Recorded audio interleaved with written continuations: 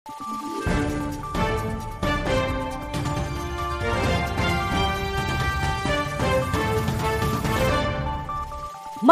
araw, Pilipinas! Ito ang Valiente News hatid sa inyo ng Office of the Vice President.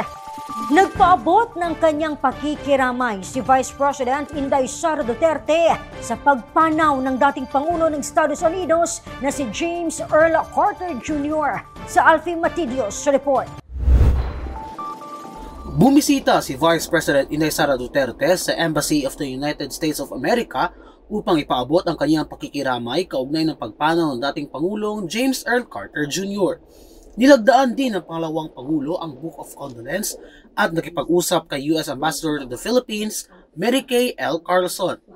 Ipinaabot din ng pangalawang Pangulo ang kanyang taus-pusong pagbati sa inaugurasyon ni President-elect Donald Trump at Vice President-elect J.D. Vance. Pinag-usapan din ng dalawang leader ang kahalagahan sa paggunita sa ika-80 na anibersaryo ng ikalawang digmaang pangdaigdig. Kinilala naman ni Ambassador Carlson ang matibay na ugnayan sa pagitan ng Pilipinas at Estados Unidos sa ilalim ni dating Pangulo Rodrigo Roa Duterte. Kumpiyansa naman ang Ambassador na magpapatuloy ang magandang relasyon ng dalawang bansa sa paglipat sa pamumuno sa Estados Unidos. Ako si Alfie Matidios, lahat para sa Diyos, bayan at pamilyang Pilipino. Valiente News.